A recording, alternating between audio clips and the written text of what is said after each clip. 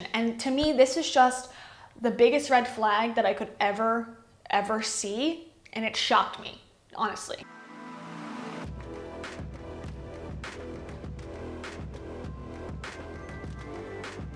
Hi, welcome back to my channel. My name is Kayla, and I have another story about a TikToker who has some questionable things on their feed, and I'm going to go into a lot of details. Trigger warning right now. This one is a little bit more serious than the other videos I've made in the past.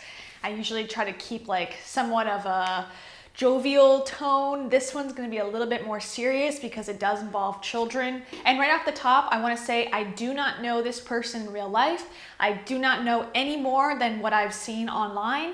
I'm putting pieces together based on my own opinions. Also, please do not send anyone I talk about hate. The support that they get from having these illnesses on the internet, they should also receive the same type of support in trying to get help if that's what they need. Now, I realize this is a really delicate topic and I'm like traversing in pretty delicate areas right now. So without further ado, let's start from the beginning. When I first came across Life with Amarisa on TikTok, I was told to look at this page because this woman appeared to put eyeshadow on her eyes and below to make it look like maybe she had some sort of discoloration on her eyes. Hey guys, I just wanted to update you. I'm still really struggling to catch my breath and my heart's struggling a lot to keep up, but I'm still fighting. It just looks a little odd because it's eyeshadow on top and the bottom. I mean, maybe that's just a style that I'm unaware of. Or is it supposed to look like this is caused by her illness? In the comments, some people were debating whether she put eyeshadow on or if this was caused by her illness, which she claims is terminal mitochondrial disease. I don't have a whole lot of information. Actually, it seems like no one has a whole lot of information about mitochondrial disease because it is rare. And she didn't really clear up any of the questions going on. So she just has the video and she kind of leaves it to you to make your own interpretations, whether she was just putting eyeshadow on in kind of an odd way or if this was actually caused by her illness. As you'll see throughout some of her videos, there's nothing there. There's no eyeshadow. She looks totally normal, blank slate. And then some you'll see pink, some you'll see orange, and then this purple. I just thought it was kind of interesting and leave it at that. Amarisa's account starts in 2019, but if you go onto Facebook, she actually started documenting her journey with mitochondrial disease on Facebook back in like 2012. However, it wasn't her battle with the disease, it was her son, her oldest son, who allegedly has this disorder.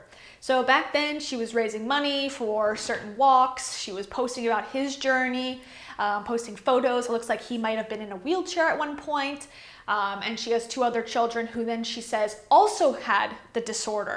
Okay, so here's where things get weird, and I actually discovered this after I recorded my on-camera part of this video, so this is like late breaking information. She explains how mitochondrial disease runs in her family. So Jackson is her oldest son, and she says he was diagnosed first. So then her younger son, Noah, she says he's had several severe crashes that put him in the hospital, and he was starting to have seizures, and now it's believed that he has mito. But they're still testing to know more, okay? That's important to remember. Then Ethan, her other son, has had a few new symptoms as well, and it's a possibility he has mito as well. Okay, so that's kind of the timeline. So in 2013, she didn't know if all of her sons had this disease or not. Now, the next thing, which will make sense in a minute, she says, we've had some friends that their children have earned their wings because of mito.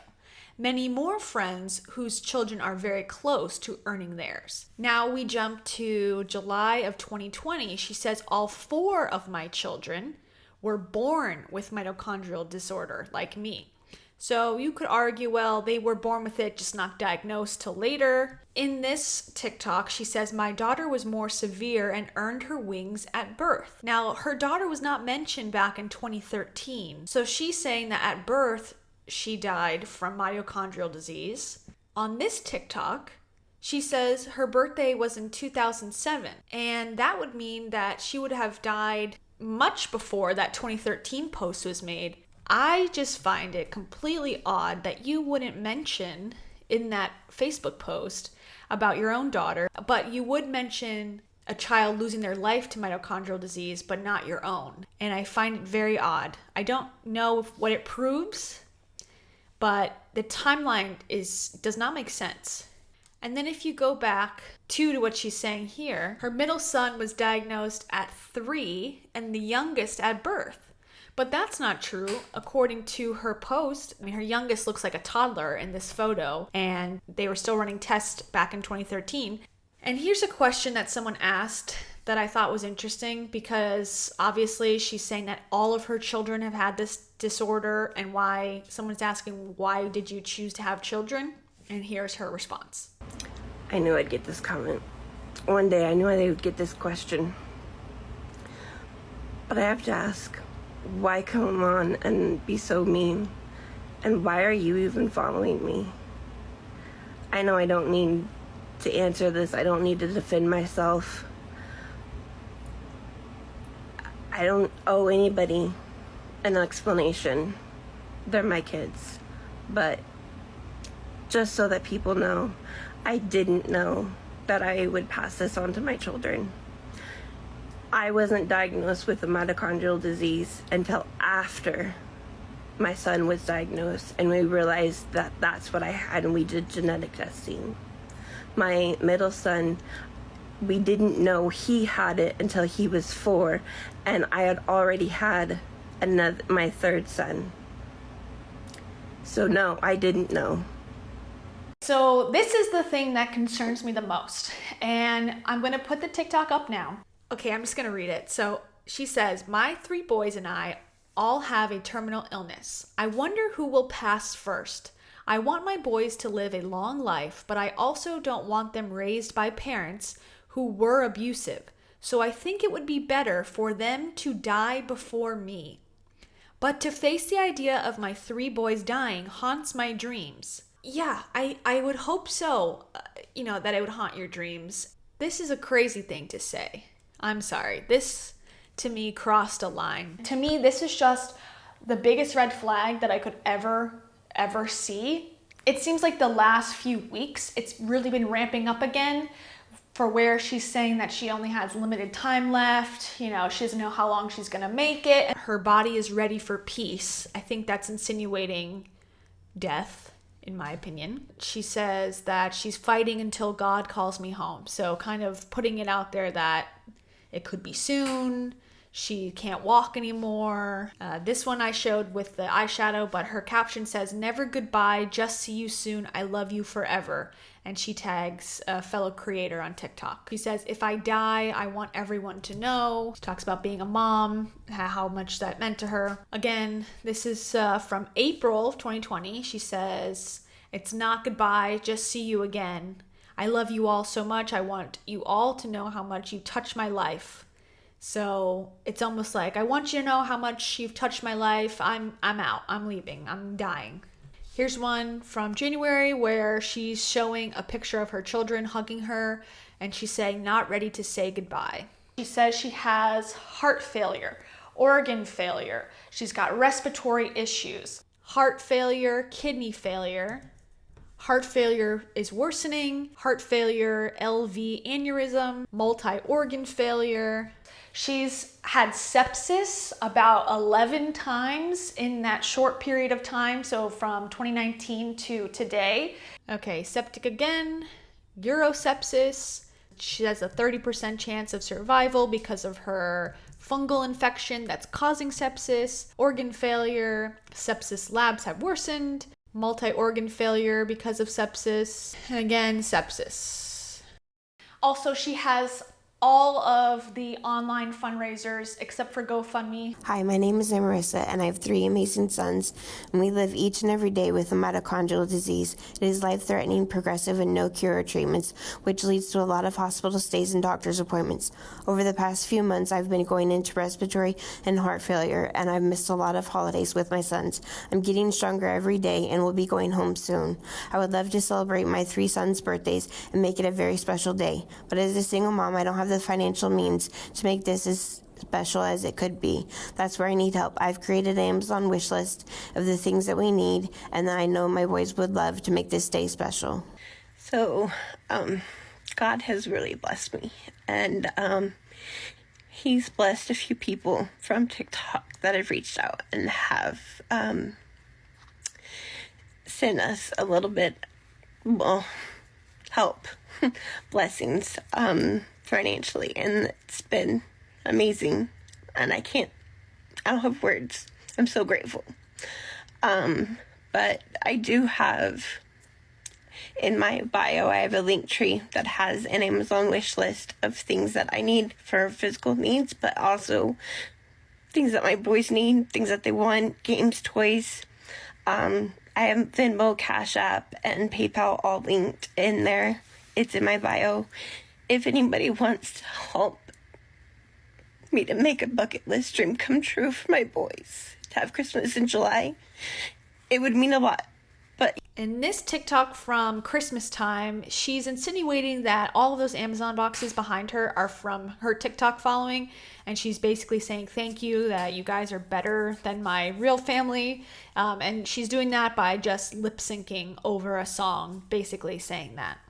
Another thing that she says is that, when she's in the hospital, she's leaving the hospital and going right to hospice, and then going back to the hospital, and then going back to hospice. And there's been a lot of confusion with these videos about what is hospice, how does it work.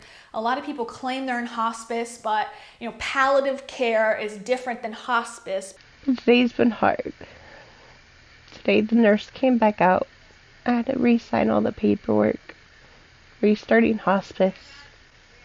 PT and OT will be here in the morning. Restarting their hospice follow-up care. So it's been a hard day. Looking at the word hospice over and over again. Looking in the faces of my boys. I'm asking to explain hospice. When he went in for heart surgery, I went into the cath lab. We are heart warriors together. He has stood by me as I started on hospice.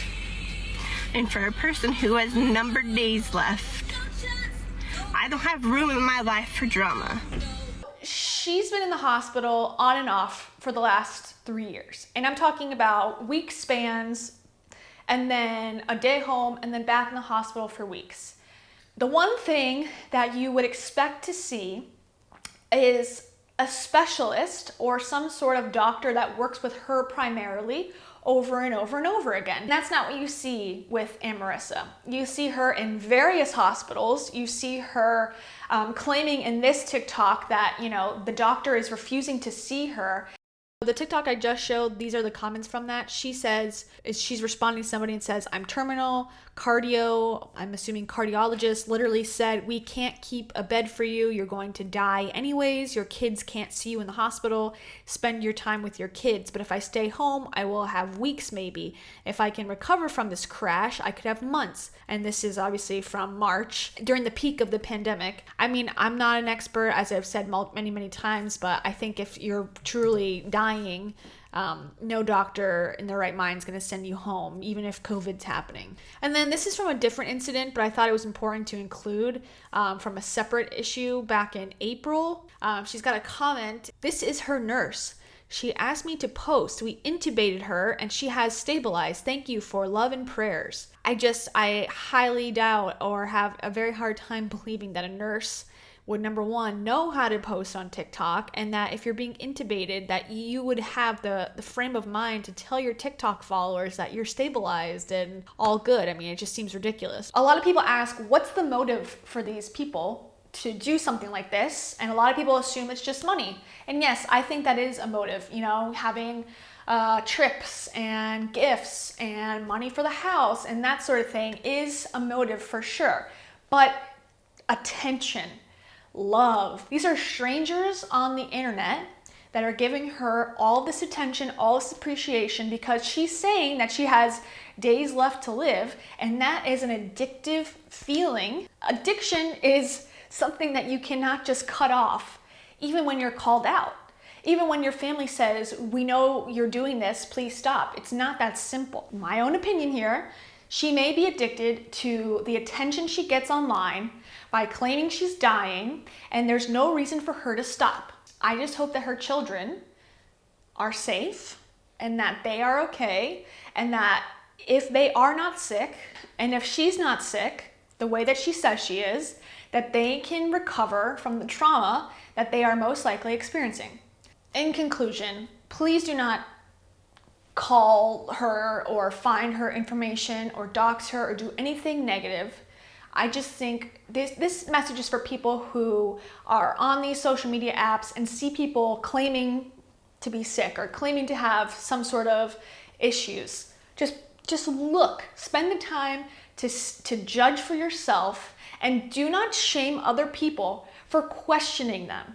That's the thing that I think is most important. Do not shame people for asking questions and being skeptical, because that could save somebody. It's not rude. If you're on social media in the public eye and you're documenting your story and you're coming out to the public and you're, giving these claims, I think it's 100% within your rights to ask questions. So thank you for watching. I hope you subscribe, and I'll see you in the next video.